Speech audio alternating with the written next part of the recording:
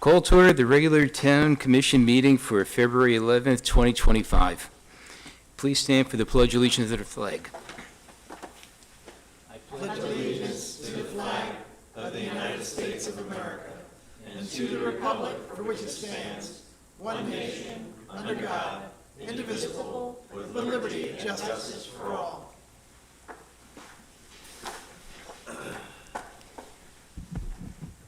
Will the clerk please call roll? Mayor Kurzman, Yes? Vice Mayor Burrell, Here. Commissioner Fender, Here. Commissioner Mayfield, Here. Commissioner Titicus. Here.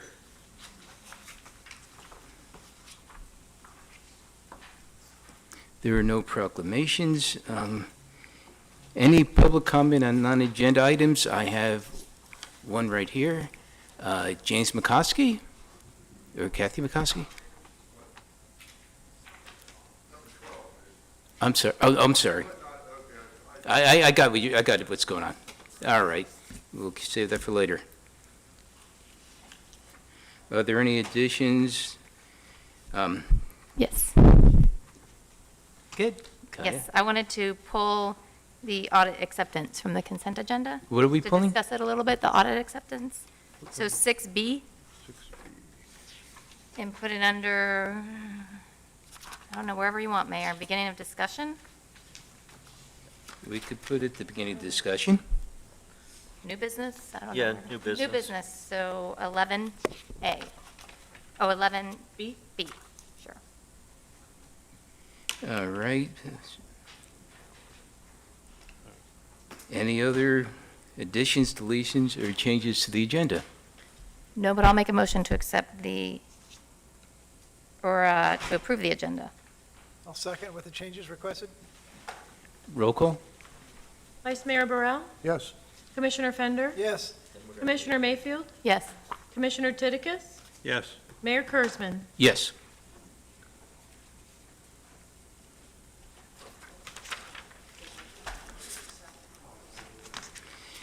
On to the consent agenda.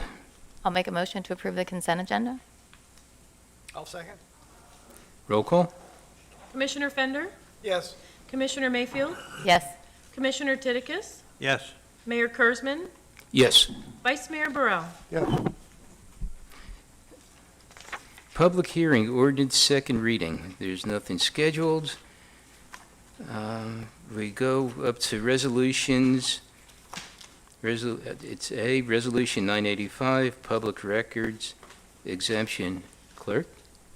A resolution of the Town Commission of the Town of Sewell Point, Florida, urging the Florida State Legislature to enact legislation to provide a public records exemption for municipal clerks and employees who perform municipal election work or who have any part in code enforcement functions of a city or town, and providing for an effective date. So due to recent events, the Florida Association of City Clerks is recommending legislation to provide town clerks exemption from having their personal information released to the public for safety concerns, and staff recommends approval. Are there any public comments?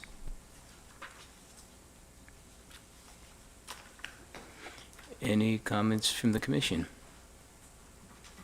Make a move for motion that we approval. accept Resolution 985.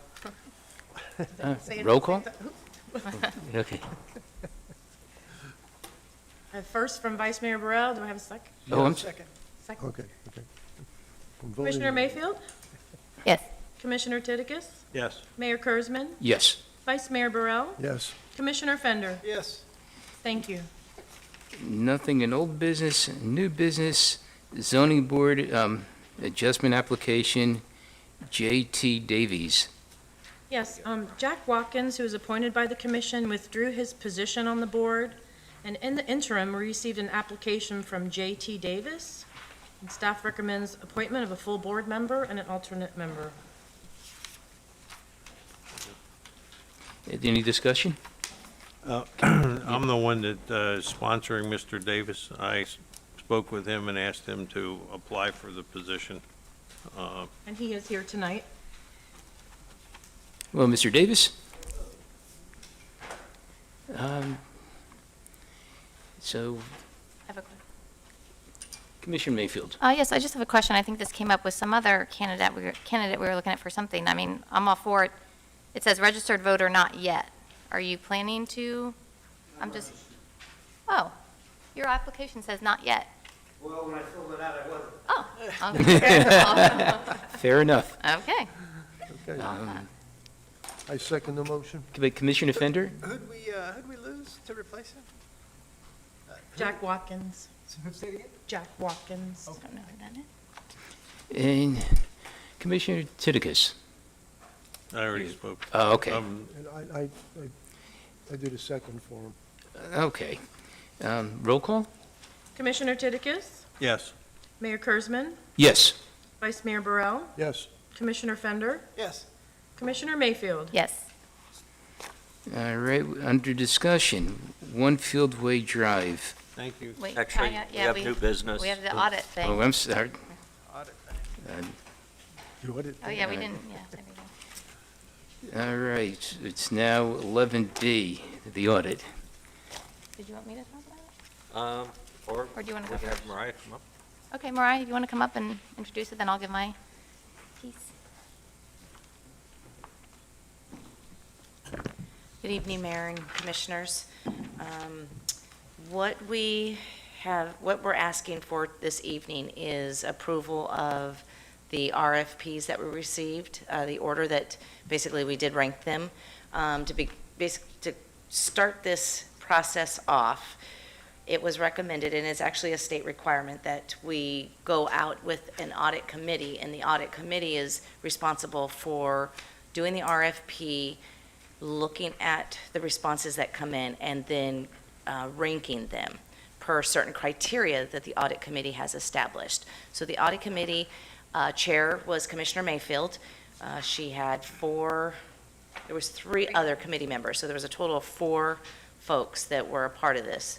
They went over the criteria and decided what they were going to be ranking the RFPs on. And on, I'm trying to think, I think it was the 28th of February that January. Yes, we're not there yet.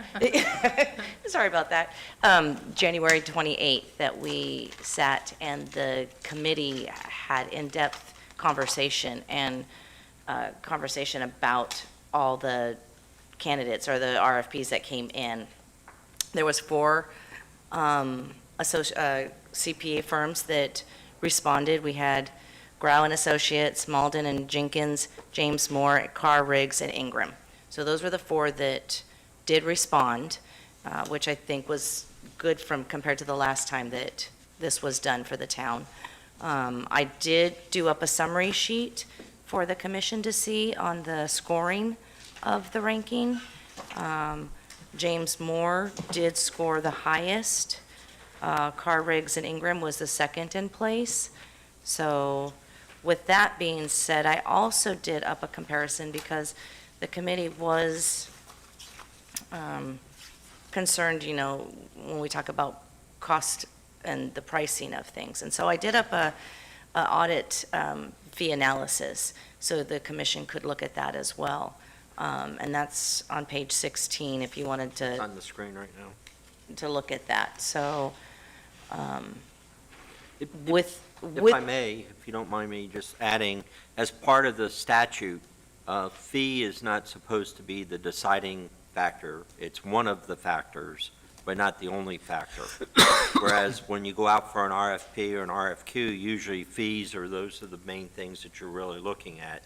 In this case, I wanted you to look at the other situations, the stability of the firm, their qualifications, and so forth. So if you don't mind me adding that. No, I appreciate it. I apologize. I was a little frazzled, kind of getting some other copies and stuff before, so I'm like, ooh, this came up quick. It did come up quick. It was like, yes. So with that being said, I don't know if Commissioner Mayfield wants to add.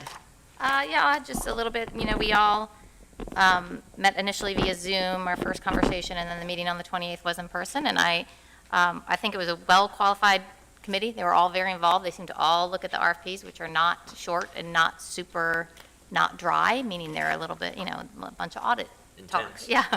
But they all did really good work. I was very impressed. They're all qualified. 3 of the 4 are residents of Sewell's Point.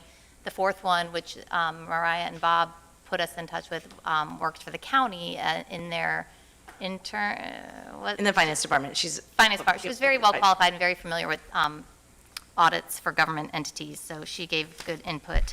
And as Mariah said, I feel like there were good responses compared to last time. I feel like, honestly, at least all four were capable firms. I think the other time we did it, some of them I was like, I'm not even sure why they applied. And then, yeah, we just wanted to note that the one that's ranked first is the most expensive, but that's split over 3 years, and they did come in with the higher score based on everybody's input. So I would go with what the committee recommended, given how involved and qualified everyone is. So that's my input. How involved Commissioner? and qualified the committee was. The last thing you said the one that was ranked highest is the most expensive? Correct. Oh, okay. That's what she said. Yeah. Okay. I just want to, I'm being right there in front of us. looked at But it. it's split over 3 years, and to Bob's point, it's technical work with a lot of rules and laws, so you want to make sure you're doing a good job. So that was the point about price not being the only factor. It's definitely a factor, something you want to pay attention to, but you need to get it done correctly. Total fees is what you consider to be the overall. That's what I'm looking at, the audit fee. Yeah. Total fees and audit fee. Commissioner Titikus. Yeah, who did the audit last year?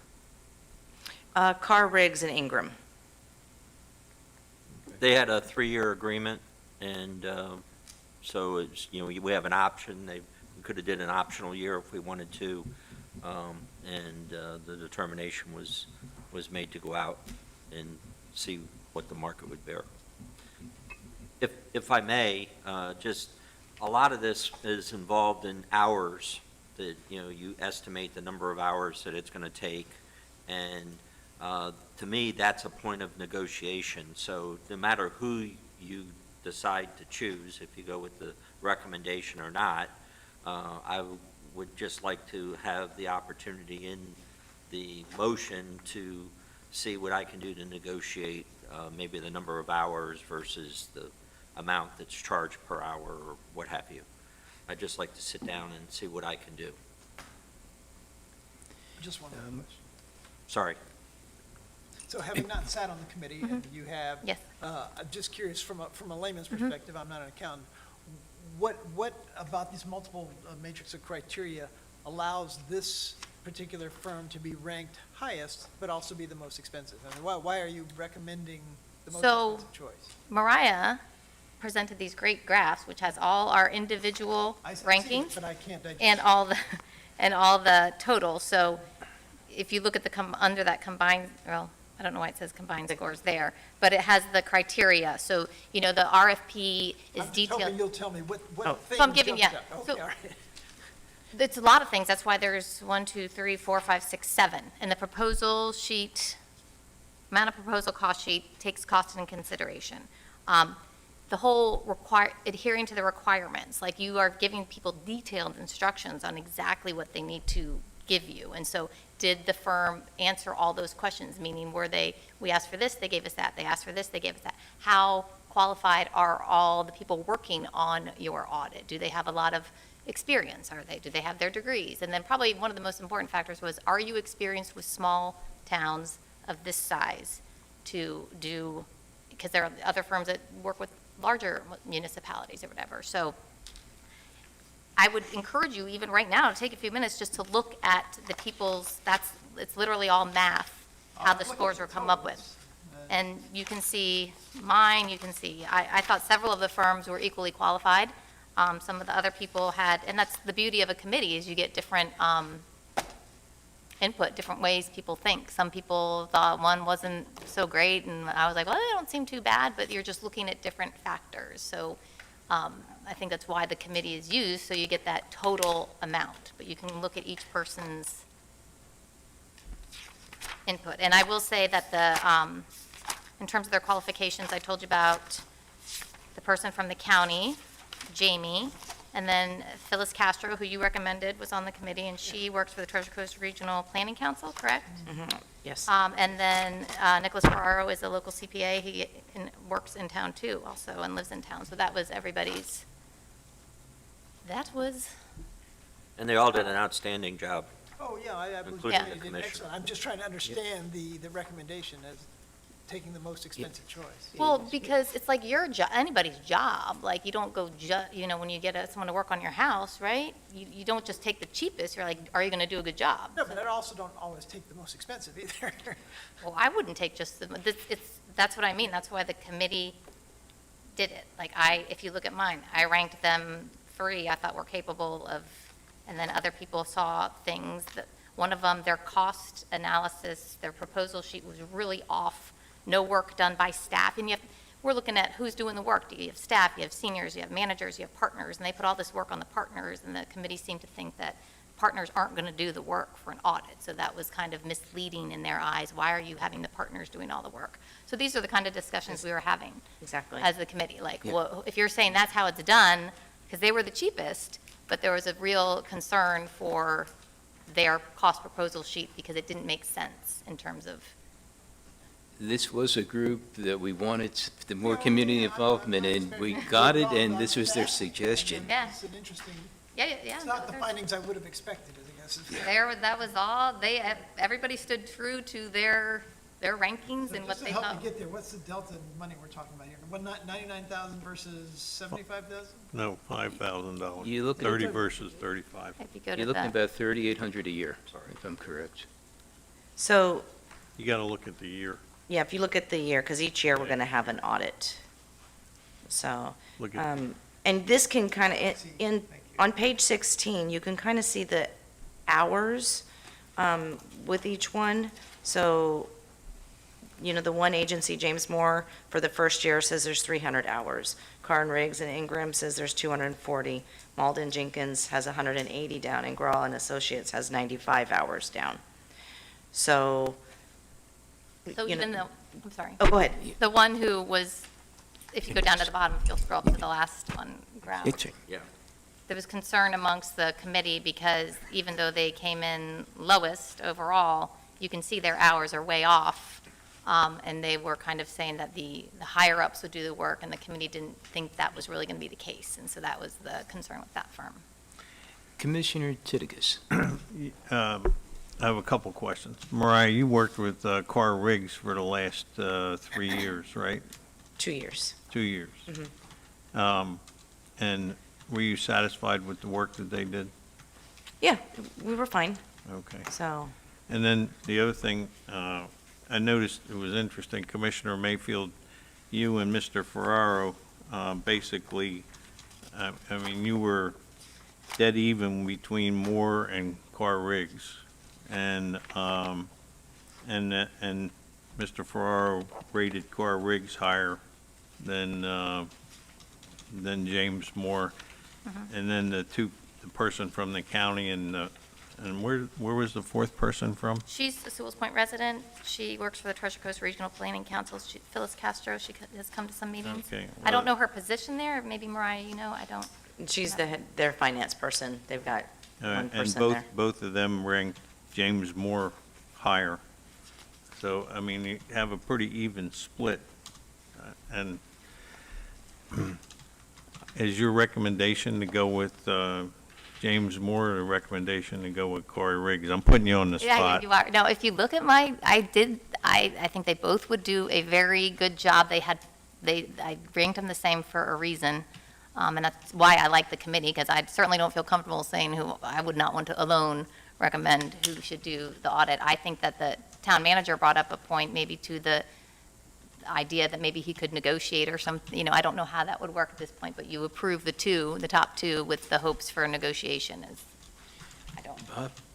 Bob? Yes, so my understanding is I still have the authority when we sit down with the contract to negotiate the terms of the contract. One of the other items that I think is very important when we look at the size of the community that we're at, you don't want a firm that is not used to dealing with a smaller community. Because, just like with Cars and Riggs CRI, they had a problem with dealing with the approval process that we have to go through. It's because, they want to make sure there's a separation. So, like, I don't get into the, I approve the invoices, and then they go in and they're checked with Mariah, they're checked with Crystal, and then we also have Holly that, is a part-time accountant. Is that Internal control, internal control? basically. And just because we need that to show it, but it was just hard, I think, when I first started here with getting CRI to understand that this is a small shop. And, so what you might have in finance departments, you have separation of duties, and you can have those qualifications and not have to worry about it, although they still have problems even in big finance operations. But in a small agency, you don't have the luxury of having a big staff. So that's, one of the things that I looked at. And if you notice, two of the firms ranked higher for dealing with smaller clients. And that's one of the reasons, I like the recommendation from the committee. Commissioner Fender. I'm very familiar with Car Rigs. I'm not so familiar with James Moore. Does anybody know them? Are they local? I think they're out of Daytona Beach. Daytona. Now, I will say this, because Car Rigs does have a local office, but our audit is actually with a partner out of Melbourne, so it doesn't come from the Stewart office. But I heard you say you'd be comfortable with either of the top two choices. That is how I ranked them, but I'm a team player for the committee, so You are, but I respect. Yes, no, they both satisfied everything that I would say. Legitimate to suggest, and I'm just spitballing here, that the town manager take the negotiation of the top two and see if he can get the top bidder to match the pricing on the second? I'd have I'm to- happy with either of the top two, and it makes sense to me to get the one that's going to save us money. But Picking an auditing firm is spelled out in the statute, and so I don't know if I'd be allowed to do that like we normally could do. I'd have to ask Glenn if, on auditing firms with the selection criteria being governed by state statute, I'm not familiar with the negotiation side. Can I negotiate with two firms or just the You should negotiate. lead firm? I suggest you negotiate with the top-ranked firm, and if they can't reach an agreement, then you go to number two. Okay. I like that plan. That's my point. I mean, $5,000 is not nothing. I mean, it's the homestead's in tax base. So if I can, I've got part of the Florida statute here, and it does state, you do rank top three most qualified firms. And then the next item is town commission inquires of firms as to compensation and selects the highest ranked firm, or indicates why not select the highest ranked firm. See section 4 for alternative selection options. So I guess you have to select the firm first, so. What's section Is that what it said? 4? I'm sorry. I do not have that in front of me, Sorry, Mayor. so. That's it. Yeah. Well, it says see section 4 if you decide not to go with the top-ranked firm. I'm just wondering, what are the outs? You know? I think the main consideration is the cost and the way it was ranked by all four people, and the fact that the staff has said that there were some struggles with Car Rigs, Ingram's, and them figuring out how our small town operates. So that would be the staff input, there's the cost, and then there's the committee, so. On the small-town operation, I could understand that the first year, but if they've done it for the last 3 years, they ought to have this down pat by now. They should. One would think, right? One would hope. Well, Commissioner I'll count it a Fender. different way. I'm comfortable with the top two choices. I'm also comfortable leaving it to the town manager and to move in the direction he sees fit among the top two. But I'm for saving some cash if we can. I don't Doesn't think we work. can do that. I think the commission, Yeah, you- under the statute, you all have to make that decision. And I'll live Well, by I'm just whatever, saying that in general, I'm telling you what my personal feeling is. I'll live like I always do by whatever decision you all make Okay. as a group. But I think you have to make the decision first, and then I have to go back and deal with the first choice, I whoever don't know that how to is. word a motion, someone let somebody else do that. Commissioner Titicus. I move that we accept the recommendation of the committee, I second it. and I wasn't done, Commissioner. Paused.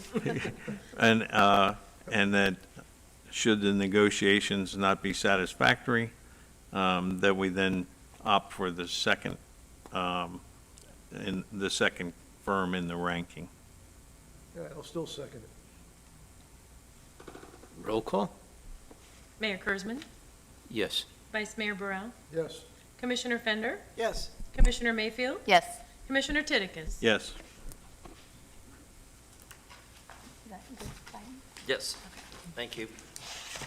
And thank you guys for letting me, thank you for letting me be, no, it was worthy of pointing out, and that is, committees are interesting and fruitful because you get different people doing different things. Now we go on to One Fieldway Drive. Foreclosure update. Yes, let me back up just a minute here, because as I explained to you all that, I think back December of the previous year, you all gave me the authority to move forward if I didn't get anywhere with some type of negotiations with the owner.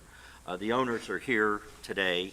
I didn't have this on the agenda to hear any type of a proposal, but it's my understanding there's a proposal for a lien modification or a mitigation, and I'm not sure if it cuts the mustard of hearing this right now without having a notification on the agenda of what we're actually doing. My intent was to just kind of let you know where we were, but this has kind of taken on a life of its own.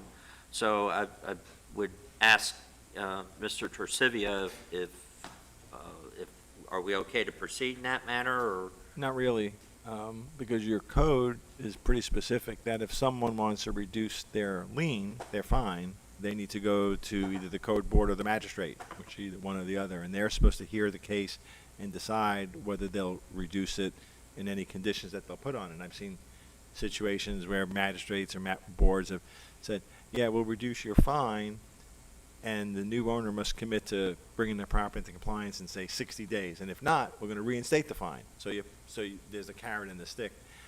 A little bit of a difficulty is the code also says that you can't reduce a fine until the property's in compliance.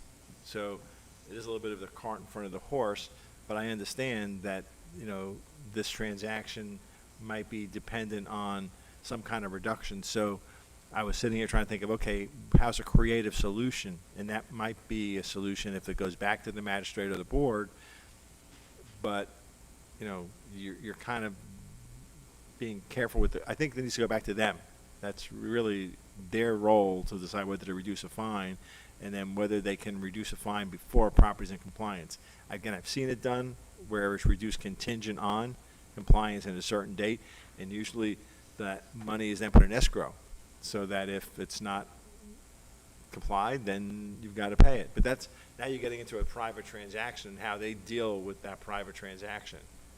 So, sorry to be so long-winded, but I think the short answer is I'd send it to either the code board or the magistrate to consider. And of course, Bob is always free to talk with them and see if they can work something out with bringing the property into compliance.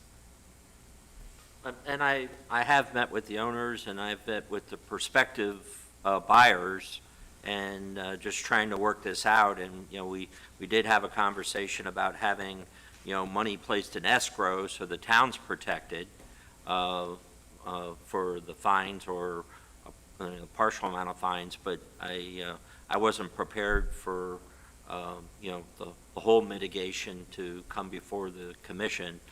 And so I leave it all in your lap, though. There's I think this is something that should be handled between council and our town manager, rather than talk about this in the public right now. And for legal purposes, I would suggest we probably don't go any further discussion with the commission, if everybody agrees on that. I have a question. Please. Can, so I'm just reading over this agreement that was laid on the desk here. And it looks as if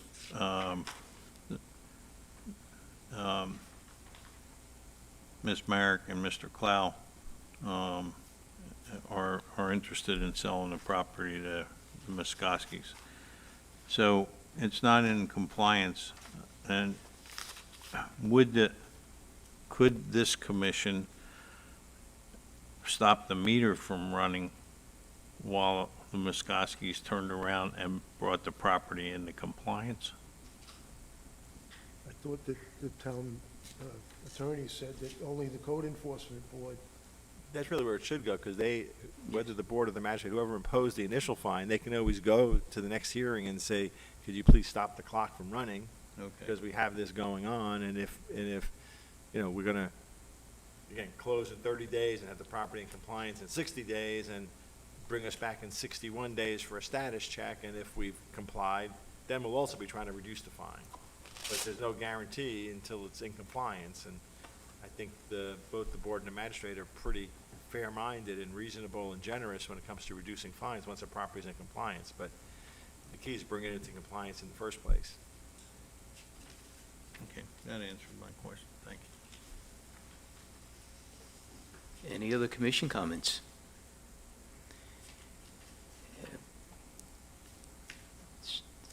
You had, Any, I'm just looking to see when the next code enforcement board meeting is, March 13th.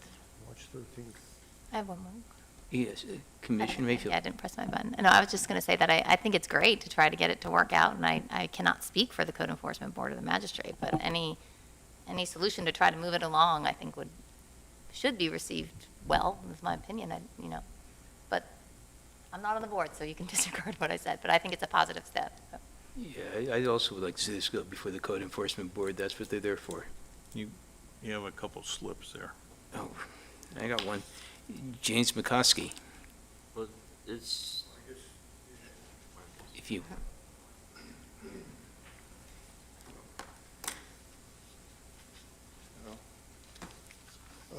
What I wanted to know is what was going on. I guess you're telling me what's going on. 'Cause we wanted to, I talked to Mr. Reisinger today to get assured of what the violations were, and he told me everything and advised me on how I could handle it. And so my main thing was I've been, talking with the owners of the property, but you don't say you're gonna buy something if you don't know the price. And these fines are in excess now of like 171,000, so, I wasn't born yesterday. You don't say, yeah, I'll buy that. Sell it to me for what you want. I wanna know what I'm paying for. And I'm willing to negotiate a price with them and pay the fines, or working together to pay the fines, but I would just like to know where I'm going. I could appreciate that. Mayor. The- Again, Mr. Haskell, suggestion to the commission, Yeah. and again, I'm not giving you legal advice, but you may want to talk to the buyers about putting some significant amount of money in escrow in case, the fine doesn't get reduced as much. And I know there's a code board hearing, I think we heard March 13th. I'm not sure if we'd be able to convene the magistrate quicker. One person's usually easier to schedule, so I think the town's always willing to work with its residents and try to come up with a solution, but to protect yourself, if I was your lawyer, I'd be telling you put a good amount of money in escrow to cover yourself, and then if the property gets complied and the fine gets reduced, then they get the money back. But don't put yourself at risk. No. So in other words, you're saying I don't have to put money in escrow? They should be putting money in escrow, frankly. I mean, again, I can't give you advice, but if you're doing a transaction, we got a $171,000 fine out there, I'd want some significant amount of money in escrow contingent on it getting reduced. What if the magistrate reduces it to 50,000 or 20, or we don't know. And so this money you put in escrow, say the deal falls through, is that money gone or what? Well, that's going to be up to you guys to negotiate that out. I'm getting far afield now. I'm trying to help you out, but I think you need to talk to your lawyer about that. Just trying to give you some hip tips. Yeah. Well, my son gave me a lot of tips. And I thought they were pretty good, but,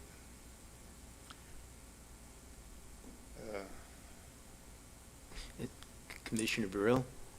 No, I'm just going to say, Okay. you should always keep something in escrow when you're going to go into negotiations and you're going to go into contract and, but until the lien is satisfied, technically, when you go to closing, everything has to be done at that point.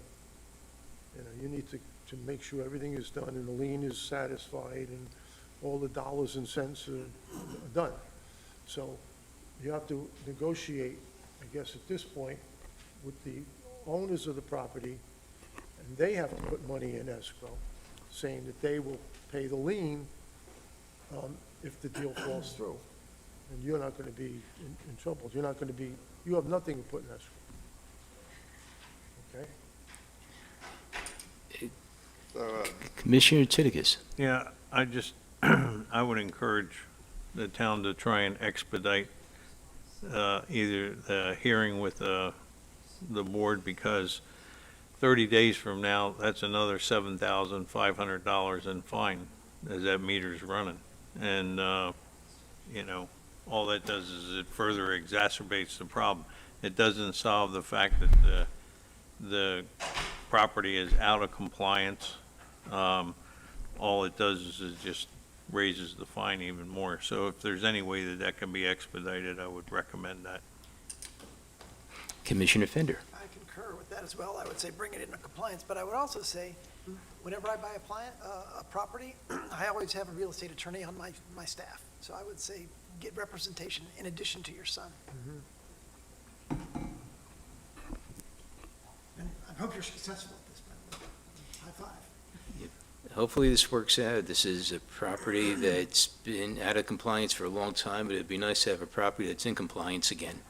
So it'll no longer be a problem. I'll get it into compliance very quickly, because I want to live there, so I'm not going to, I guess I'm done, right? You're done, Jim. Thanks. All right. What I'll do is I'll circle around and get a hold of Jim and Kathy tomorrow. Great. Thank you. Any other comments? Sorry? Any motion?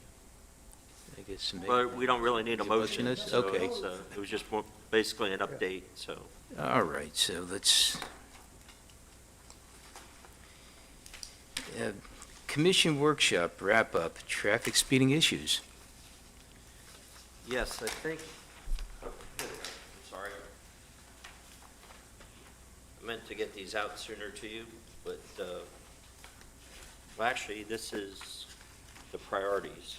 So I'll get them to you, and if you want to discuss them, that's what I asked the commission to fill out at the last meeting.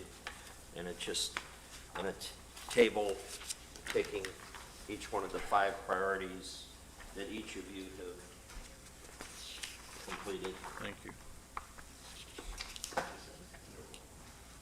Madam Clerk? Thank you.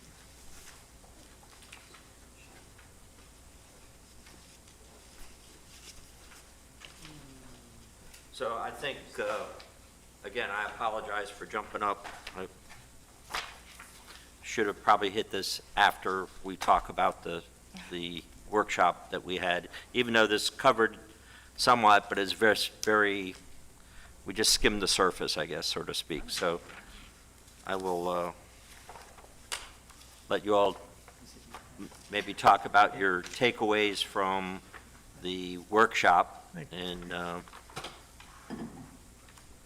I know I've had conversations, I think, with almost all of you within the last couple of days, and hopefully, we can look at, I guess my suggestion is looking at the low-hanging fruit, as we've said a couple of times, and how we can deal with some of the issues. I think we need to kind of look at the speeding and traffic problems, and I think some of you experienced that tonight, not the speeding minus, actually, but the slowness of Sewell's Point Road during certain times of the day.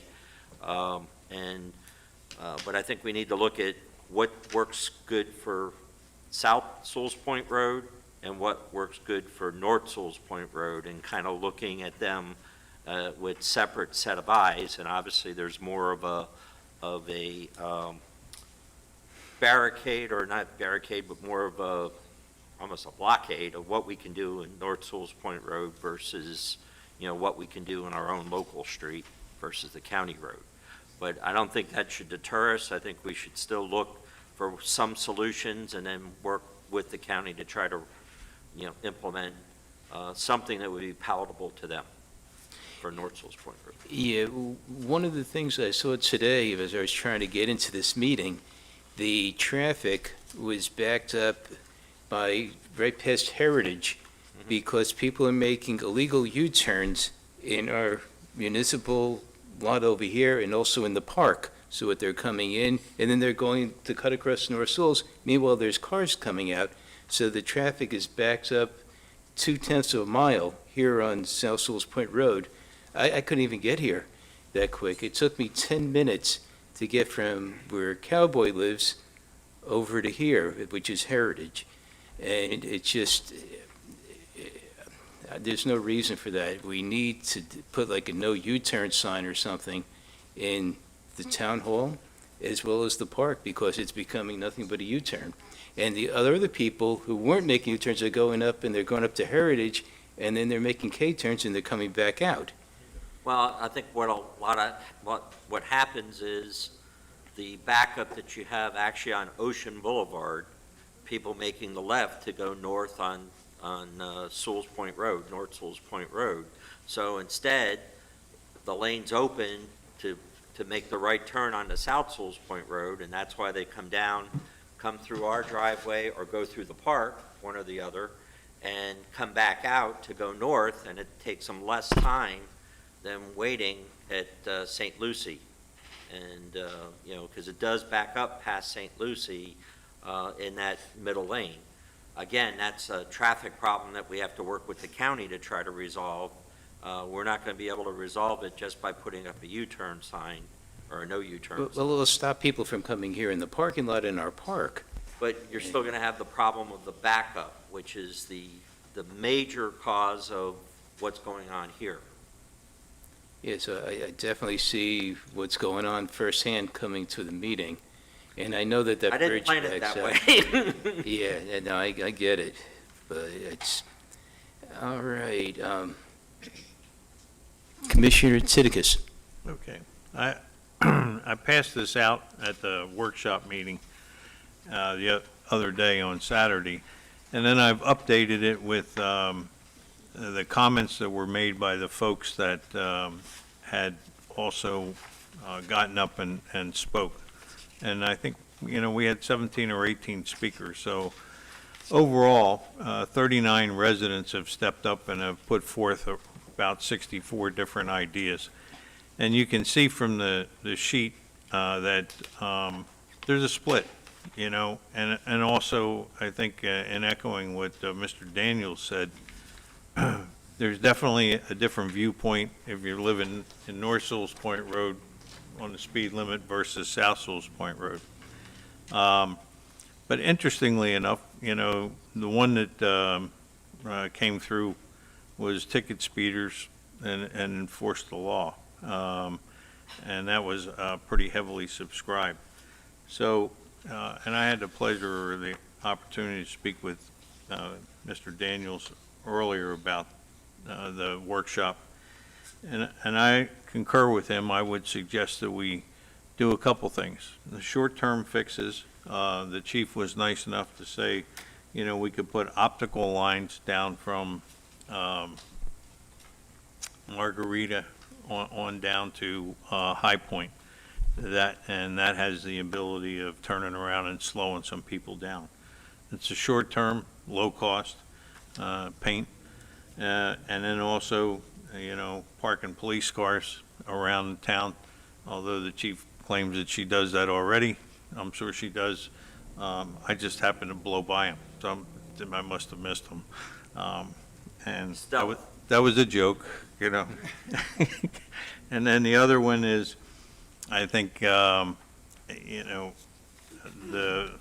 Mr. Daniels supplied us with the Florida statute, and the Florida statute calls for anybody exceeding the speed limit 1 to 5 miles an hour to get a warning, 6 to 9, $25 fine, so that anybody that's over the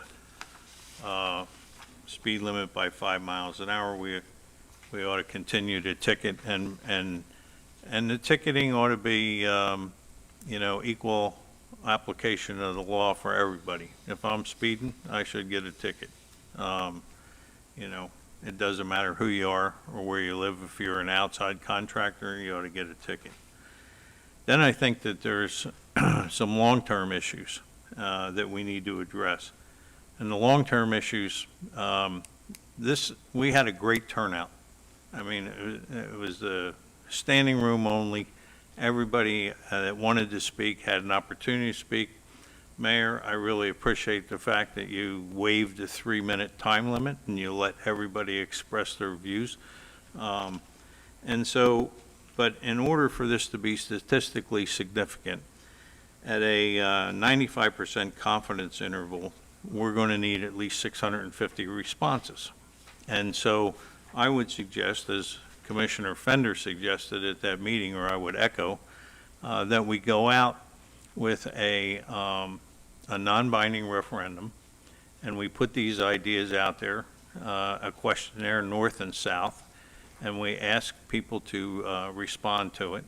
And I believe we can do this in a cost-efficient manner. And then after, we get the results back, then we go ahead and we implement the changes. And Commissioner Mayfield made an excellent point last Saturday by saying that we really need to wait until Phase 3 is done before we implement the changes. But we can gather the information, we can get the word out to the public that this is what the majority of the citizens in the town are looking for, south and north, and then fashion a response to them. Okay. Vice Mayor. Well, the response that I got from most of the people from that I talked to, at least 12 to 15 of them from North Sewell's Point, are all complaining about the same thing. We can't get out of our communities. I mean, during certain times, we just can't move. And so by slowing down traffic, you can see from tonight, if you slow down traffic to 25 miles an hour on North Sewell's Point Road, you're going to have a backup for an hour, maybe less, I don't know. But you're going to have quite a backup going all the way down East Ocean. And it's very difficult to get out of our driveways.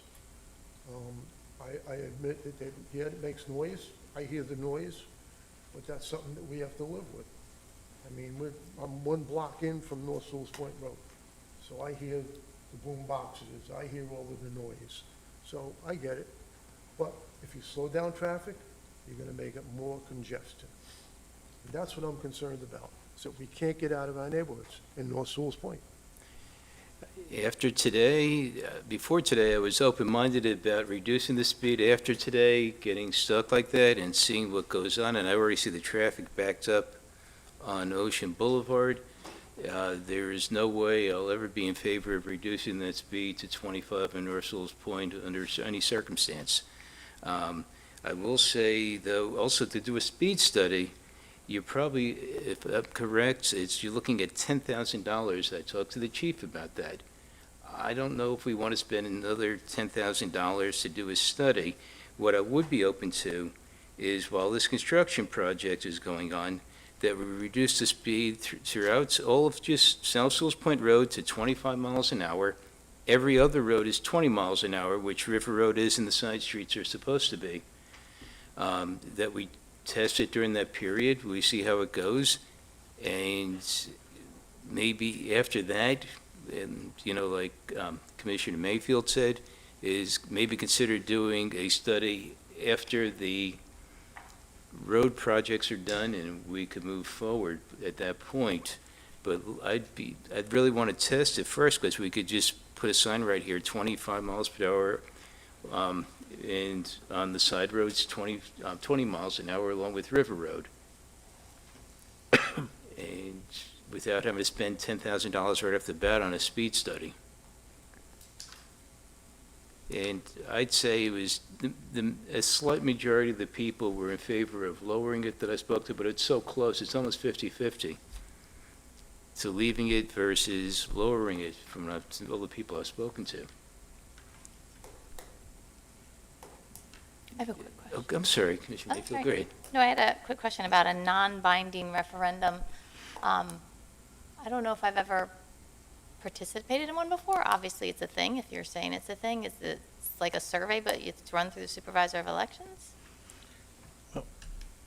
I wouldn't sorry. Yes, sir.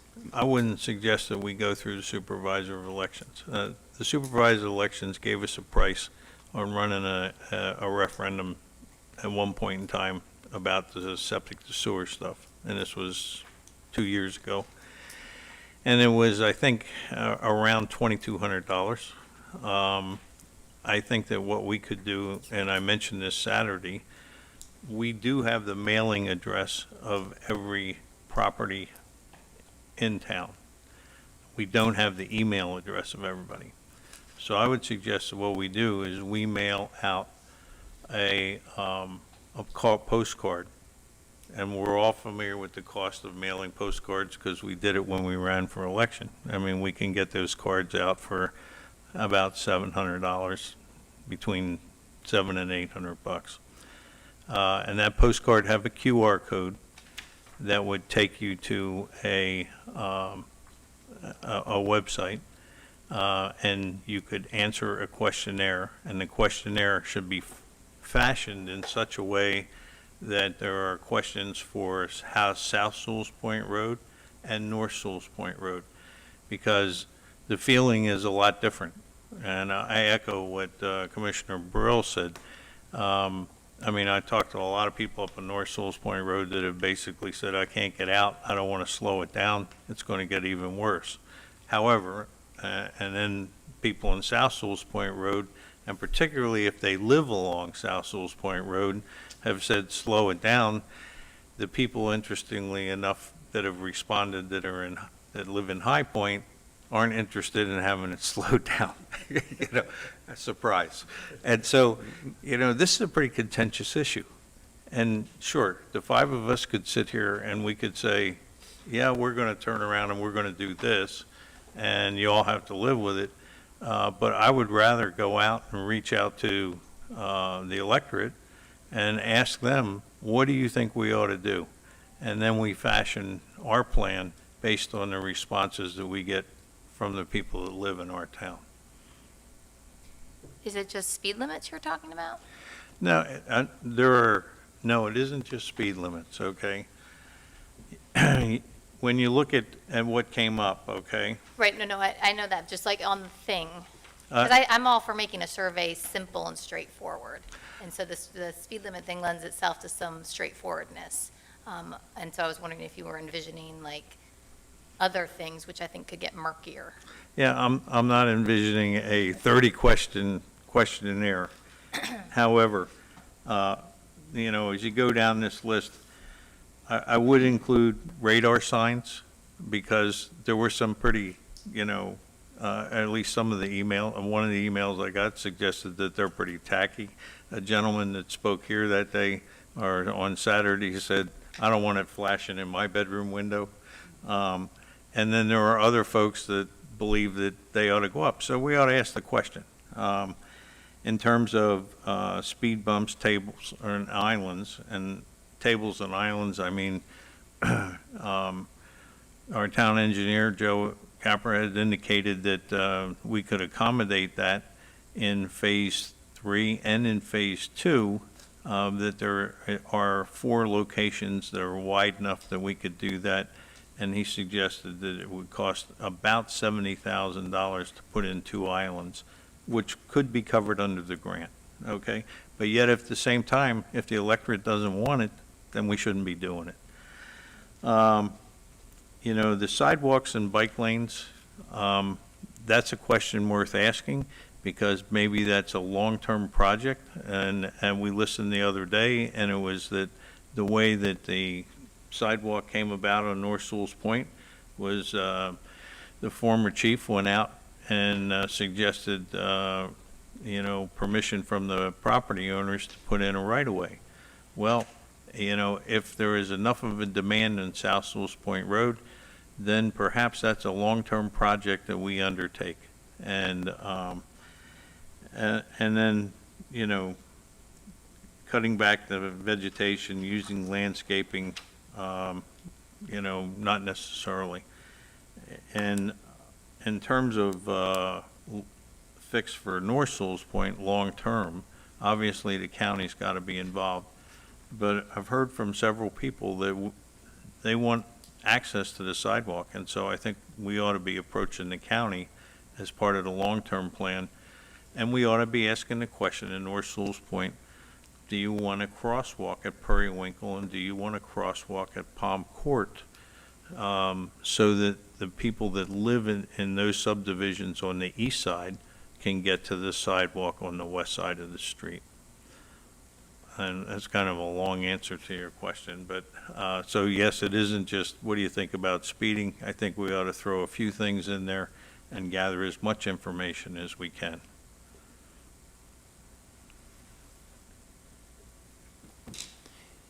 Vice Mayor. Putting a crosswalk at Periwinkle is fine, except there, again, you're slowing down traffic. Only I once. don't see that many people crossing over to use the sidewalk, to tell you the truth. I think, Periwinkle, but, yeah, I mean, it's even dangerous walking on that sidewalk sometimes, by the way.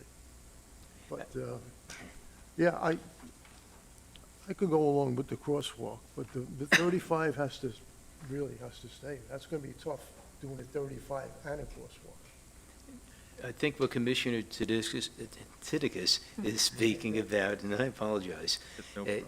And what happens, I see it on Dixie Highway, you press a button, and the lights flash, and the people cross. It's not a stop sign. So it's only when there's a crossing, which might happen a couple or a few times a day. It's not like a stop sign where everybody has to stop. So it's a different variation, but that would need county approval. Yeah, for sure. Commissioner Mayfield.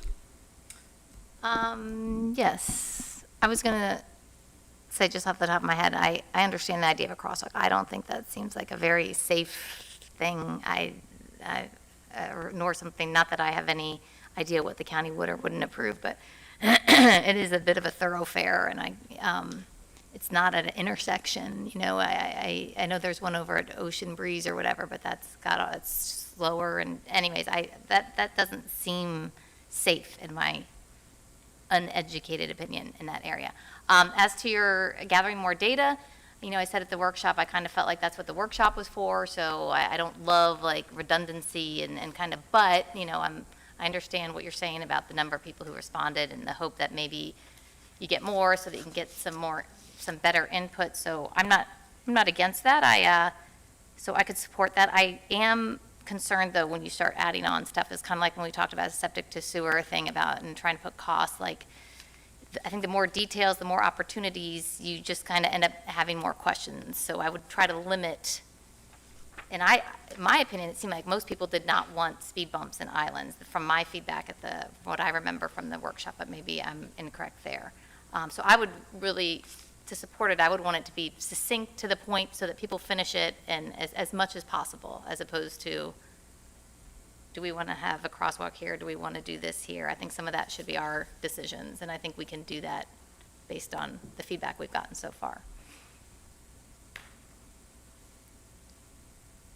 Oh, and then I would really, if we're gonna, since it doesn't even sound like now we're making, this is just the wrap-up, like, if we have it on the agenda, North Sewell's Point, traffic ideas, South Sewell's Point, so the residents can know which one you're talking about, which ones they should attend, this is where the decision's getting made. And obviously, we can't make the decisions for North Sewell's Point, but if we have any ideas about that, I think a coalesced commission would be the best idea to go to the county commission, to see, that we're all kind of on board and we have kind of a plan, then maybe that would yield the best results. So I would suggest, maybe if we're serious about this, the North Sewell's Point, South Sewell's Point, get a plan and then execute it. That's my idea. And I'm going to go back to a subject I brought up earlier. This is something we should make a decision on sooner than later. If the commission's interested, South Sewell's Point Road, 25 miles an hour while the construction's going on, 20 miles per hour all other roads. And that a sign be put up stating such. Well, it's under construction. We don't have to do traffic studies or anything else to do this. And I think this would be a good way to get a better idea and also condition people not to speed while we're at this. Vice Mayor. I'm going to ask Tina to come up and, sorry. Yes, sir. I'd like to know what your thoughts are on putting the signs up around here. Oh, during the construction? U-turn and the construction and everything that we've spoken about. Okay, so there's a couple things here. Yeah. So the easy one, 25 miles an hour during the construction, sure, go ahead. I mean, you're cutting the town in half as it is. So that in and of itself is going to organically reduce the speeds anyway, okay, in my opinion. We may have to go buy a bunch of 25 mile an hour signs, so that isn't something that can happen tomorrow, just so we know. Got to order those. They're probably going to run us about $40 a piece, and then go ahead and get those installed. The side streets are already posted at 20. We today placed the order for 2 speed humps, one to go at 14 Ridgeland, the other mid-block on Rio Vista. They're going to go from end to end. They're about 3 feet long and 2 inches high. They're orange and black. So we can try those out. And hopefully that will slow them down on the 2 side streets. And there's a couple of stop signs already on River Road. So rather than go to that expense right now, we thought we'd wait and see how that works out. I did email all the officers, obviously, to let them know to have heavy traffic enforcement there when they're not doing other things. So they'll be visible there, and we'll put the unmanned lone police vehicle that we have that's a spare to go sit down there. Yes, ma'am. Related to this, and I just thought of it, can we put 2 stop signs during this at the end of Ridgeland, where they, not at the end of Ridgeland, where it intersects North River Road? There are South stop River signs Road. there. No, there's not stop signs going east to Oh, west. you mean the one to go left and right? Yeah. So, at the risk of going into this whole thing, and I printed them out for the other meetings, I thought surely someone would go down this rabbit hole during the Saturday speeding meeting. Just putting in 4-way stops in places can be just as dangerous as putting in speed limits that are not properly researched, and even more so. 4-way stop signs lead to issues such as everyone else is going to stop, I don't need to, so you may get non-compliance, and there's a whole list of questions that I probably We should. have them at memorized. so many of the other intersections of South River Road and the side streets. And I'm going to be perfectly honest about how those got here. Back in days of yore, if someone with a lot of political pull came in and complained a whole lot, somebody might just say, uncle, and go put their 4-way stop sign in at all 4 sides. And I'm not exaggerating when I tell this. I know of at least 2 streets, okay, that I remember very well, and 2 months later, it's a 3-way stop. Well, because somebody at the end of that block had more political pull than the one that complained and wanted the 4-way stop, so we'd pull 2 of them out. Yeah. I guess I was just thinking during this time So- of detour, but maybe you. I'm going to have to before. leave that to our traffic engineer to Okay. decide whether or not he Okay, feels that fair. would be appropriate. That's going to be up to him. At this point, we're putting in the speed humps, okay? So we're taking some measures there. It'll be up to, if Joe wants to consider that and decide whether or not that's an appropriate place to suddenly make a 4-way stop, that'll be kind of up to Joe. There you go. There's the man. And there is criteria for these things. It's not, again, there is science behind traffic. It's not just capricious and arbitrary. As for the problem out front, this is a traffic load problem, okay? There are too many vehicles on Ocean that are headed in some direction. Traffic backs up. Some people don't realize what lane they even need to be in to go to where they need to go. And then, you know, we're all such courteous drivers now, they don't want to let them over. Now you're forced into this right-hand turn to come into here. I will tell you, one of the things that I suggested to the town manager, and I wasn't kidding, is that the plan would be to try these speed humps during this part of the project. If they're effective, we use them during the next part of the project. And then when we're done with them there, let's go stick them here in the parking lot. Okay, which would make that less attractive to the folks who didn't unknowingly end up in that right-hand turn lane and get there. You know, it's not, they're actually not really making a U-turn here. They're making a right-hand turn off of State Road A1A and pulling into our parking lot. You know, we could, at the end of the day, every day, go drag a couple of barricades and stick them over there if we want to do that. Do I think it'll have a significant impact on that? No, they're going to make the right-hand turn, and instead of pulling in our parking lot, they'll go down one block and make, you know, turn around there or the next block, because we've tried those measures before with putting barricades out here, and that was the net result. Or they'll turn into the park, and then, you know, I mean, who's to say someone's going into the park to go to the park, or I'm going into the park to pull into a parking space, back out, and pull out. You know, I wish we had, you know, 20 cops on duty where one can sit here, one can sit in the park, we can sit on all the side streets. That's kind of the dilemma that you get there. I do think, you know, my concern is, to be honest, is like North Sewell's Point Road is the traffic volume. You know, when I pulled the data on the level of service on that roadway, there was a 3,000 a day vehicle transition, you know, going through those years. We had 2 years that were consistent, and then that 1 year, that's an outlier. Was it a bad counting device? Was the traffic volume really go up that much? I can't answer that question, but there is only so many roads to get from northern Martin County to here. You're like, where else are they gonna go? That's the challenge, is you're just gonna get more and more cars. They're gonna back up further and further at that traffic light. I think that the town commission might wanna consider having either myself or the town manager and compilation thereof craft a letter maybe to FDOT and see if they can conduct some evaluation of our traffic signal here to see if there's a way of improving signalization to maybe try and move more cars during certain times of the year. They have very advanced signaling, as I learned when the Roosevelt Bridge was all collapsed. You know, they're able to sit in Fort Lauderdale and know exactly what's going out on our traffic signal, and they do have very sophisticated ways of analyzing those things to see, is there a way of improving it? And maybe there is, maybe there isn't. You know, one of the things, you know, there's a lovely lady at the meeting on Saturday who, you know, wanted signalization change where you can't make that left turn, okay, on a steady green. Well, how much further do you think that's going to back traffic up if suddenly all those vehicles that made a perfectly safe left turn on a steady green can't do that anymore? Again, continues to back traffic up. You know, the fundamental purpose of roads is to move cars from point A to point B in a safe and efficient manner as possible. Sitting in the back of the room, I was kind of thinking to myself, okay, so maybe some communication with FDOT, that could be of benefit. And I think part of our suffering, for the best way to put it, is part of it is that the folks out on the island complained a whole lot that they felt like they had to sit there too long to head through.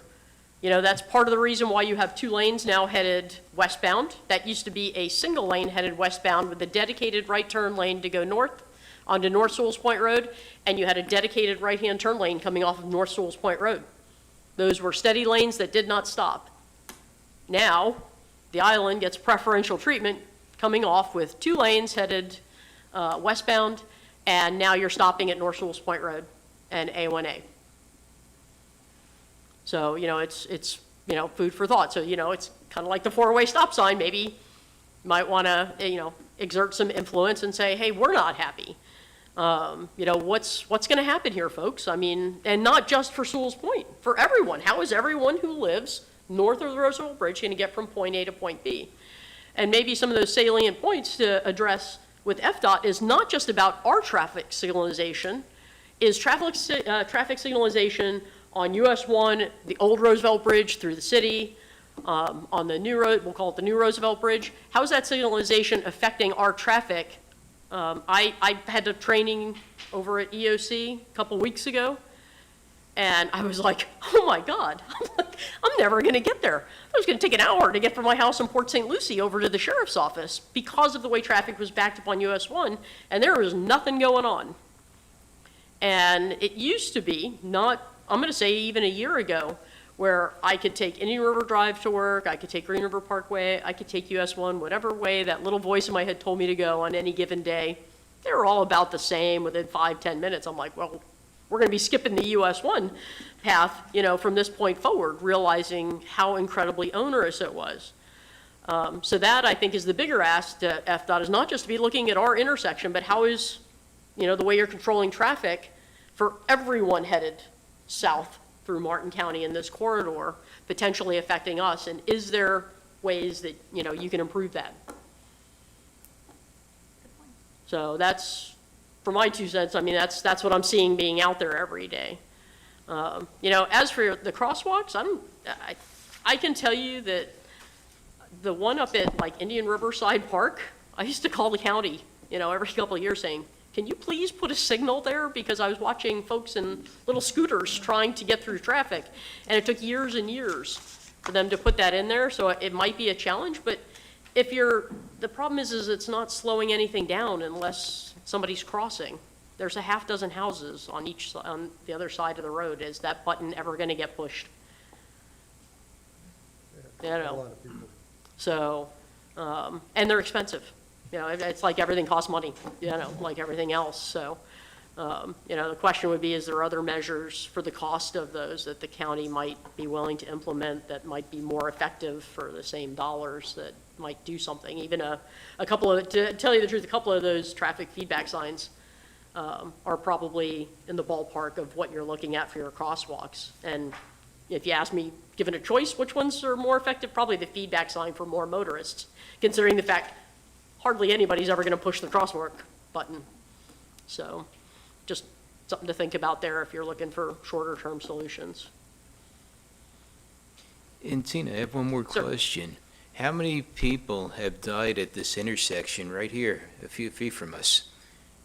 From what?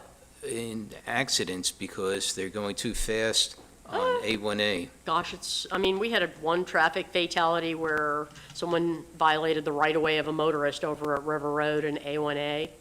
After that, it's been a really, I don't remember a long time, decades long time. A lot of accidents, though, I've seen over the years. We do get, but they're almost all rear-end accidents there. That's part of that, again, where I do think it's a good sell to try and get them to continue that speed limit on Ocean to 35.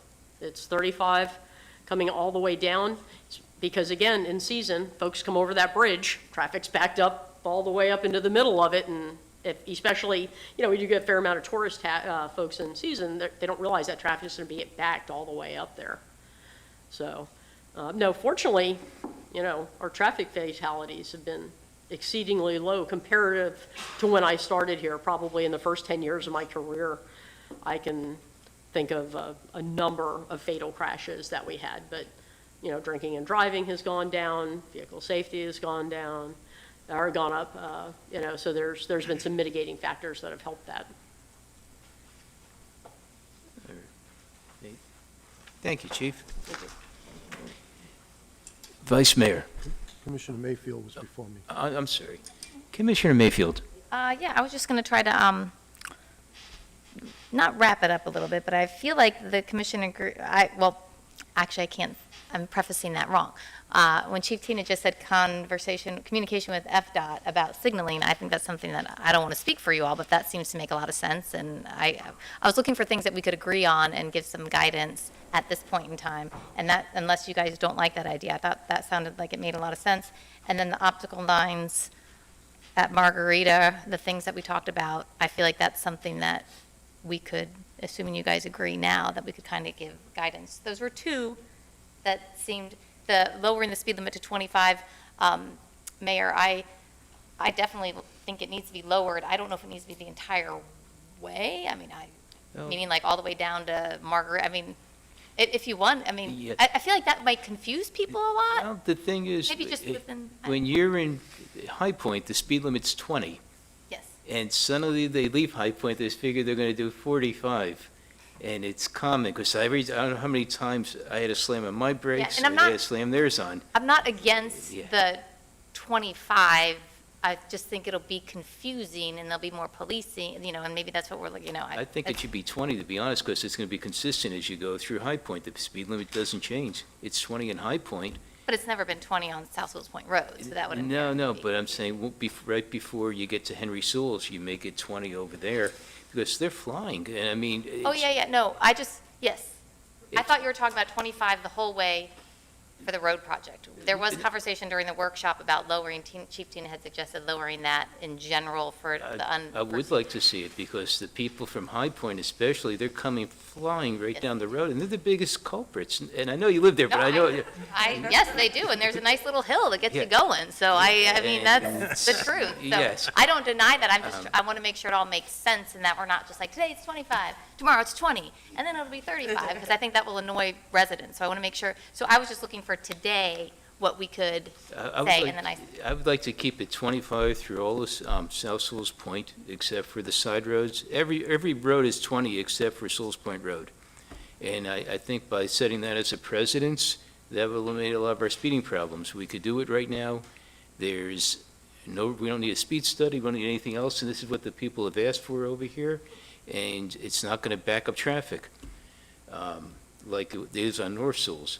It's a big difference, and I think it'll get rid of the speeding mentality. And I'd also like to see from Henry Sewell's on South be 20 miles an hour.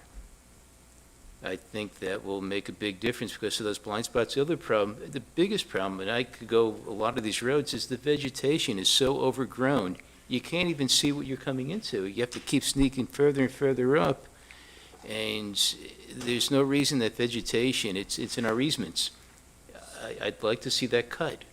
So do we want to put that on the agenda so people can see what's being voted for? I before oh, we absolutely it? do. I would like to Okay. put on the agenda so the public has some input, but I think it poses a danger for your neighbors. It might feel like you're beautifying your yard, but, you're going to create a possible accident, and even if you're going through, I just have a hard time with that, just to keep the vegetation that's going to block people's view of getting into traffic. Do you guys agree with just giving guidance tonight for the communication with FDOT and the optical lines, or do you want to put that on the agenda also? Those seem minor enough to, That's something that we can just deal directly with FDOT, because that's just the timing of the lights. right, that's what I'm saying, just, So that could be just a simple letter.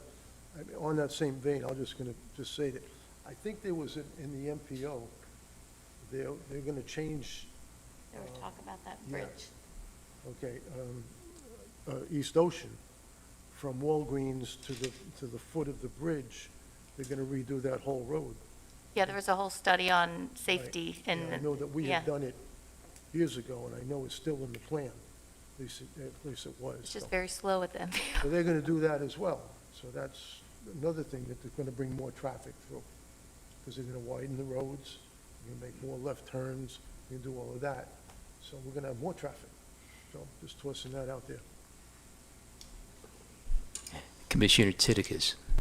So in response to Commissioner Mayfield, and in order to move the ball forward, I'd like to make a motion that we go ahead and we implement in short-term optical lines from Margarito on down to High Point, that we turn around and park police cars around town, that we lower the speed limit during the construction period to 30 miles an hour as opposed to 25, and that we also conduct and call it a non-binding poll of all residents in Sewell's Point, where we mail out to all households the ability to respond to a questionnaire, and the questions be differentiated between North and South Sewell's Point.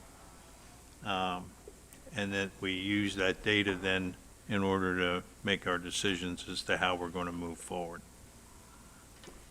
I'll second that. Commissioner Fender. I was just going to have some discussion, but I heard the second come in quickly. I'm in favor of all of those things. I like the meet in the middle on 30 miles per hour as opposed to 25, because a reduction immediately to 25 is a 30% reduction in speed across the board, whereas a reduction to 30%, 30 miles an hour is a 15% reduction. And I'm not saying you can't get to 25, I just think maybe doing it in steps over a year or something, that way it's not a big jump. And the only other thing I'm concerned a little bit about, and I'm not passionate about it, but the optical lines, probably a great idea, I'm concerned about the aesthetics of them. I don't quite live that far down, so I probably won't see them that much, but I'm worried that they won't be super attractive on our brand, nice new road, and then going back and doing what was suggested, of just painting over them in black if you don't like them. I guess I'm not against it, I just would like to see a rendition or something of what it would look like before we make the decision to go forward with that particular component of your overall suggestion. But I like the overall motion in general, except for those. One more thing I would like to add too, I would like to go, as long as we're adding in, just past Henry Sewell, so we make a sign over there, that's got to be 25, because they're flying. I mean, you're blind spot because of that curve. You cannot see these vehicles coming. There's this little red pickup, I don't know who it is, but you constantly see him flying. He doesn't believe in doing under 50 when he comes around there. He thinks it's a raceway. Well, he'll get a ticket. He never does, from my knowledge. But it's, Mayor? yes. So I like what you're saying about lowering that speed limit in that area, and Chief Tina brought it up, but that, to me, was more of a long-term, permanent speed limit change that obviously we'd want to put on the agenda or something. I'm under the impression this 30 miles per hour is just the construction Yes, Oh, it's just. speed limit change, yes. just during the construction. Okay, I'm fine with 25 in the construction zone. And then we can discuss further, because that's not going to change the setup of that curve and whatnot. So I hear you, and you're correct, and I think that, but we could put that on the agenda and make that a official, long-term, forever Well, solution as clarify opposed to. your motion and say in the construction. I think you did.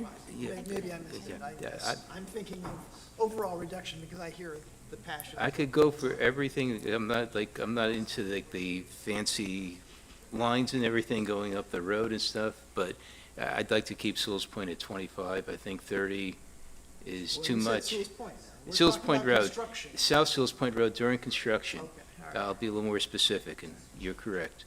South Sewell's Point Road during construction, 25 miles per hour, and it's a good way to change the driving habits while the place is under construction, 20 miles per hour all over the roads. And what else did you say, Frank?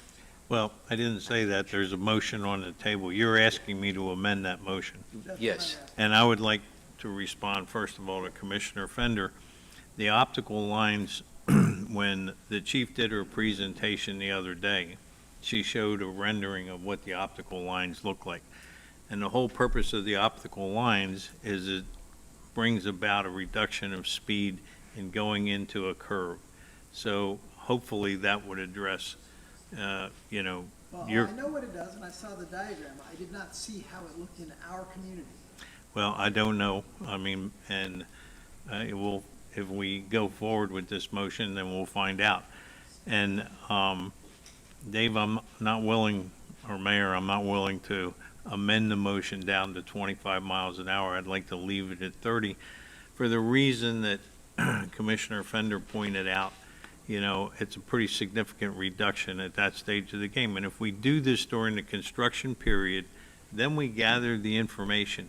And if you have the people in this town that say, basically, we want it down to 25 miles an hour, or we want it down to 10 miles an hour, then we move it down to 10 miles an hour or 20 miles an hour, or 40 or 50, whatever the response is. So, I have one question. Yes. Go ahead, Commissioner Mayfield. Commissioner Fender, you don't like, can you would you be voting no if the optical lines are included? I was just trying to get something going. I mean, can you like look at a picture later and then, I mean, it just seems like a shame to I'm wait. not super passionate about this, but are you pro optical lines? I just thought it seemed like a low-hanging piece of fruit that we could do tonight. I didn't, but if it's gonna be a no, and then Well, I'm just one guy. Would you, Can I To me, offer? it's aesthetically. then we can put it on the agenda for the It's- South Sewell's, I mean, Can I just maybe offer a solution? You know, it all comes down to cost, and I agree, aesthetics, and I've talked to the chief, you know, there's different ways of doing it.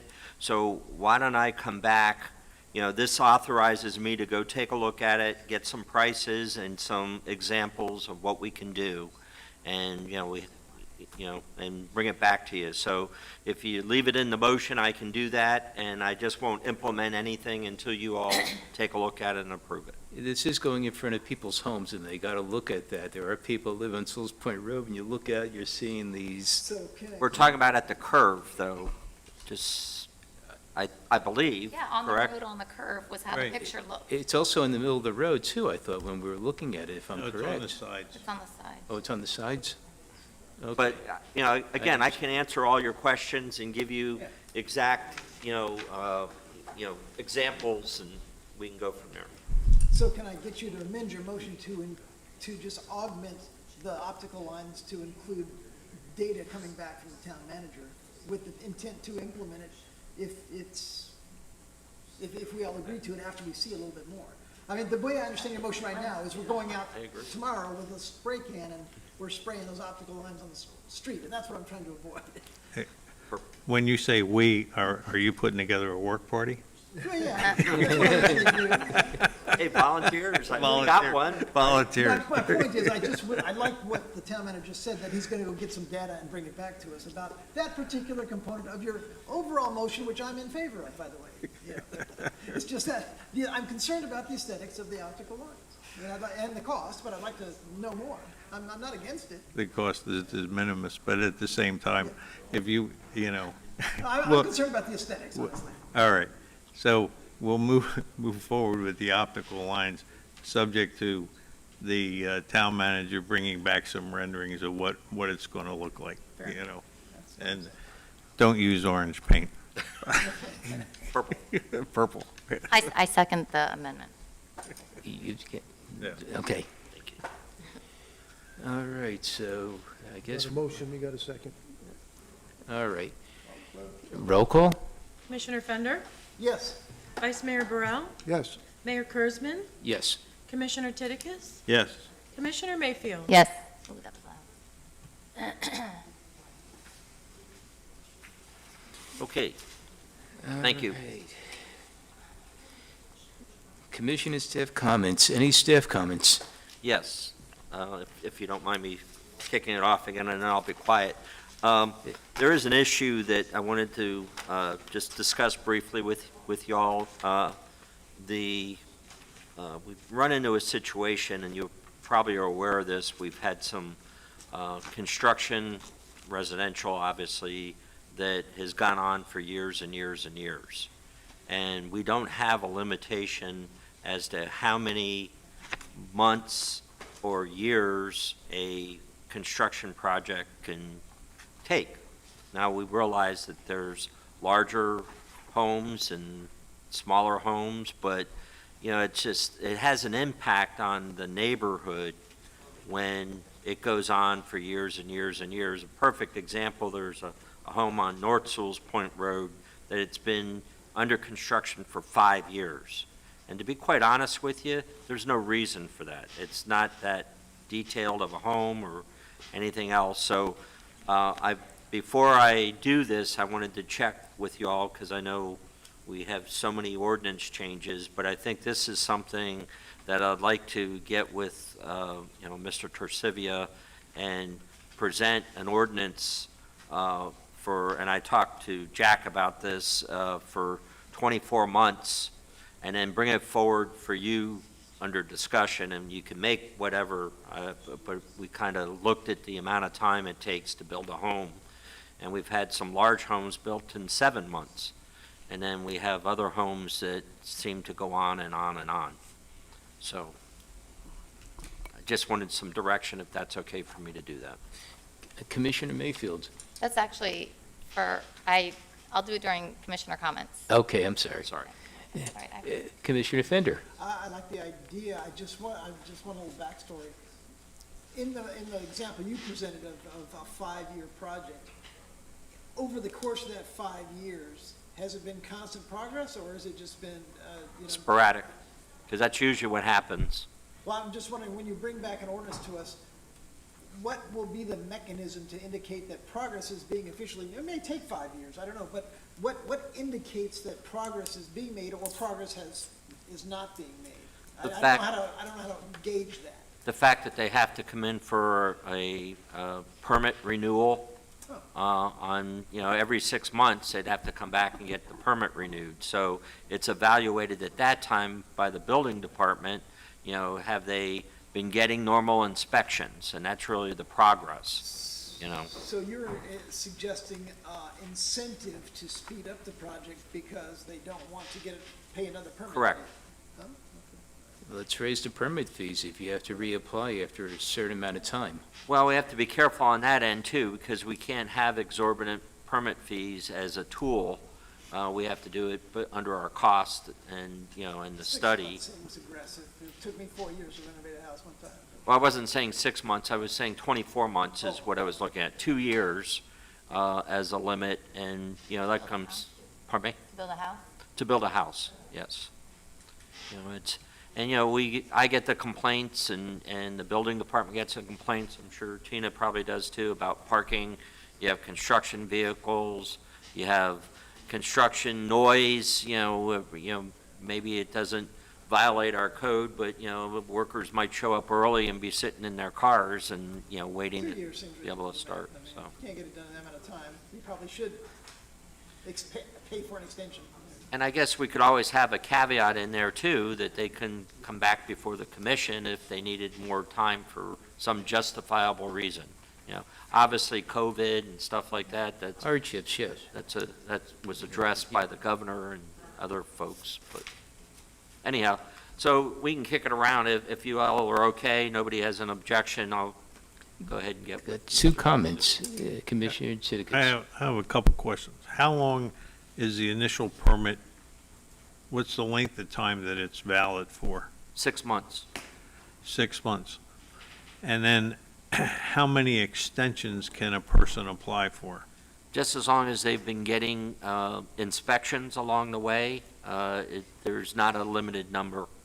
I mean, there's not a limitation on it. So they can just come back and ask for an extension. But So- if they've let it lapse, and then they come back after it's lapsed, then they have to go back and get a whole Right. new permit. So would another way to skin this cat be limit the number of extensions?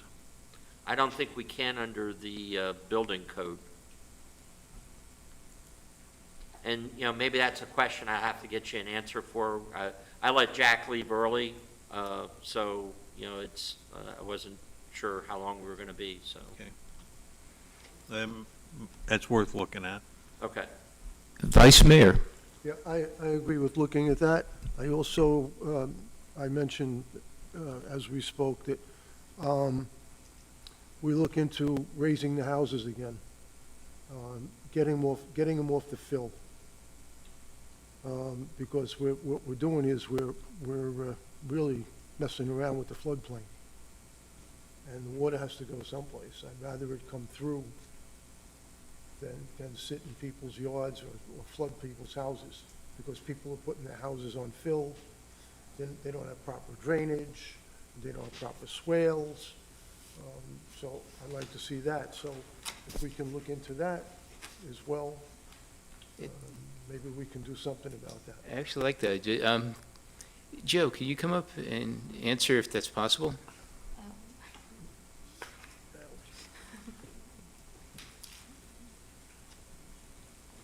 Thank you, Joe. So you want me to come up and answer what question? Whether you can raise houses? The answer is Yes. yes. It's an eliminate I mean, filter. that'll fit, what's that? Eliminate the filter and have them raise the houses as they're being built in certain areas.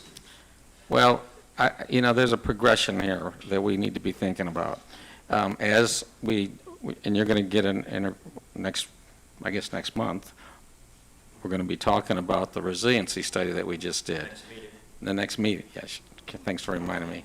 Anyways, and in that resiliency study, we've been talking about sea level rise, we've been talking about surges, storm surges, we've been talking about compound storms. All this falls under the stormwater management program that we are going to be implementing. And quite frankly, as I told you all from the beginning, you've seen the cost of these roadway projects just to raise them, and that's not going to be enough. We're going to need residents to store water on their property for a short period of time, and then we're going to basically, it goes down and gets discharged. But the idea of raising homes is a natural progression that we need to be moving forward with and getting people, because what's limiting on me raising the road high enough for these predicted storms is I have houses that are too low. For example, we raise the roads to 3, right? Elevation 3, and typically you want 1.5 feet above that for a finished floor. Well, that would be, that's going to be at least almost 5, right? Almost 5. I got houses that are in 3.8 that I can't, I help the situation out, but those homes are much older homes that will ultimately need to be taken down and basically raised, or just raised like we've been doing in the past. So I highly encourage you to do that, because in the next 20 years, we went up to 3 in this 20-year period, right? The next 20 years, we're probably going to be seeing an increase again. And these are just on predictions that are out there. You can believe sea level rise or not, but we certainly know that the levels we're seeing the levels higher now. We're seeing more intense storms, and we need to be prepared for that. So when you talk about raising homes, I think that we need to be encouraging that. We need to be doing that. Now, I know people they like their height limit on things, and I'll let you guys argue that point out, but the fact of the matter is, we really need to be thinking about this, because, we're building a road up to 3, and some of these houses that are at 3.8, they're marginal, that they're not going to flood, to be honest with you. Did I answer your question? Answers my question. And I know, because I was involved in the project of raising the houses, and we were all, some of us were on the commission when that happened. Yeah. And it was successful with the houses that were raised. Maybe we should put that on the agenda for next meeting. Okay. Thank you, Joe, I appreciate it. Did somebody want, Frank? No, I was just going to say the ordinance that this directly impacts is Ordinance 404. Ordinance 404 says basically you can use fill dirt as opposed to building, on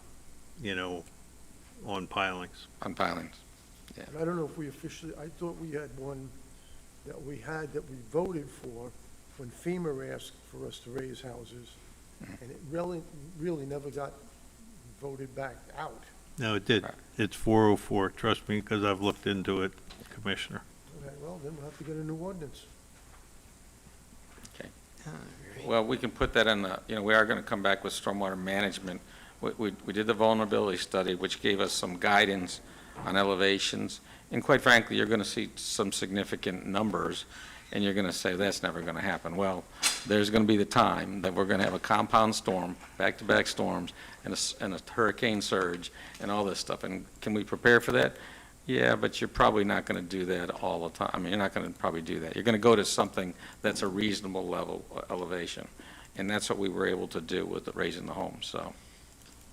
Anyways, I'll let you go. Thanks. Okay, Commissioner Mayfield. Yes, again, that was for my commissioner comments, if you're there, or is that where we are? Yes, Okay. we've been on, yes. Okay, then. Before I actually get to the comments I had written down, I wanted to wrap up the traffic issues. Are we deciding that we're not talking about them in any more detail till that information comes back? Remember, I had said, okay, maybe we could put North Sewell's Point on the agenda, or maybe South Sewell's Point. So are we not going to, I'm not saying that's not, I'm just asking, since this is the time I talked to you. Delineated in the motion. No, he was going to get the information, yeah, I'm confirming we're not going to do anything else until I thought the the information. coming back was just about the stripes. Well, if he's gathering all that information, it's not for nothing. If I If may, we're just so wanting I to gather all that can information. recoup, I'm doing the letter to FDOT. I'm looking into the optical lines, and positioning police cars, the shadow cars, or scarecrow cars, whatever we want to. Immediately. Right, well, we're working on that, so we gotta make sure the cars are working. Totally. Right. And then, we're lowering the speed limit to 30 miles an hour in the construction zone, That's my understanding. correct? And then we're doing the poll. And then the pole, right. I mean, I think that's So what, that's what I'm asking. Is And anything, Tremaine any Field other is stuff referring to- happening until after that comes back? Or do you guys want to talk about it before then? Because people ask me what happened at the workshop, what'd you guys decide? So I'm looking to say, well, we did this, which sounds good, and then what are the next steps, if any? Steps to the poll. When I put forth the motion, my anticipation is that we'd get the data back from the poll, and then we would be able to say, okay, here was the, hopefully, the majority of opinion, and we're going to move forward in this direction. Okay, I was just looking for that wrap up, because I don't think we ever said that. Thank you. I'll add 2 more sentences to that. Okay. But just on this topic, I think your point's valid, and I think you can easily say that we had a great workshop, we gathered a lot of information from it, and we're doing these specific things right now, and some things have already been done. I heard the chief talk about some speed humps have been ordered, and all the stuff you just heard in the motion tonight, that's all happening immediately. And shortly coming soon is the stuff we just talked about, plus the poll, and then we can keep talking in addition to all that. I think you have tangible I do. I just wanted to responses confirm to- that one point about, because we didn't do, nothing that we said was affecting North Sewell's Point Road. So I just wanted to, I thought we were reaching out to FDOT. yes, sorry, that was, you're correct. One thing was, so I just wanted to make Well, sure I we can. can do more things, and if there are more things to be done, sure. I'm good. I think I got what I needed. Thank All right. you. And then I have my other comments, please, Mayor. Yes, please. I Yeah. wrote these- Oh, February 19th, the Treasure Coast Regional League of Cities is hosting their membership lunch meeting at the Catch. Everybody's What day invited. is that? Wednesday. tomorrow? No, No, next next Wednesday, Wednesday. yeah. Lunch is at 11:45, the meeting is 11. I think everybody's welcome for both, at least that's what Patricia says, so Coming? it's 45. 11 As a o'clock? reminder, 11 o'clock is the meeting, and then 11:45 is the lunch. But I'm sure you can come anytime in between. am I allowed to ask April to send us a meeting notice? Sure, that's, yeah. I'll ask the town manager. I will make sure that it goes, On the calendar. but if I don't hear that, I'm going to assume that you're attending, because I do have to give them an RSVP. I can't remember, I think the RSVP is by Friday, if I recall. Okay. There's been a number of functions going on, so if you know definitely you can't make it, then just let me know. Yeah, because they get a lunch, you get a lunch, so you have to. Well, I would just like a calendar block, and even Yeah. a calendar block to say, please RSVP right now, Okay, or yes By or no. February 15th, it says. February 15th? 15th, yes. Okay, Saturday, so, okay, I will get that done in the morning.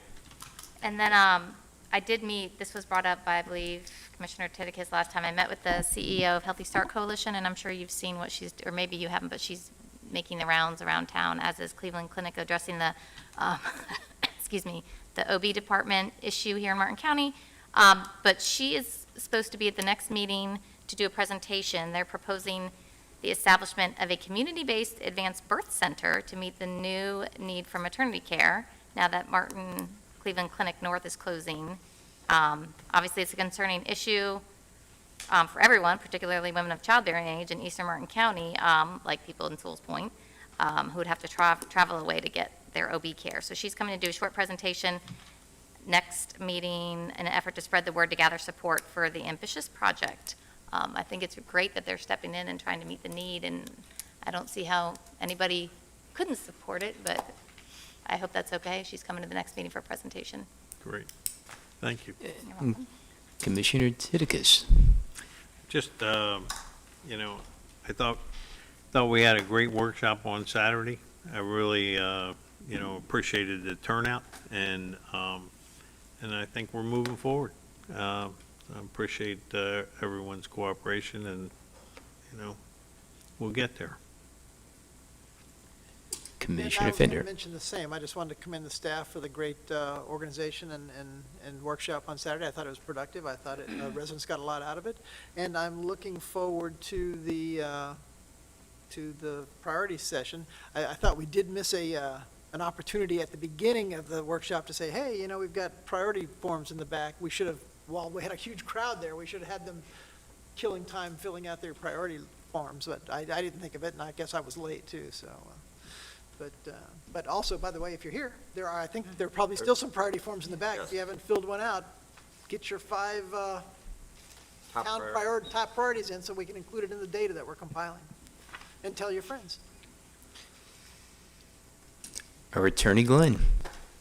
Oh, I forgot to mention earlier under the staff comments, just a public records reminder, I know we all get lots of emails from residents, and if they're sending them to your personal email, make sure you forward it on to the clerk, otherwise you're gonna have to preserve it forever as a public record. Better practice, of course, is to use your town email for everything, but if you happen to use your personal one, just forward it on to April, because she loves getting all those emails. I have a question. I just forward them to myself. Isn't that the same thing? Everything? To yourself Yeah. on your town email, that's perfect too, yes. As long as the town email system has it, it's captured, you don't have to worry about retaining it It's all forever and overhead. ever on your own personal device, so just, little tips to avoid potential problems. 5 years from now, the last thing you want to hear in 5 years is a public records request from something that happened in 2024. Do I have a motion to adjourn? Second. All in favor? Aye. Aye. Good job getting us on a roll, making us agree there.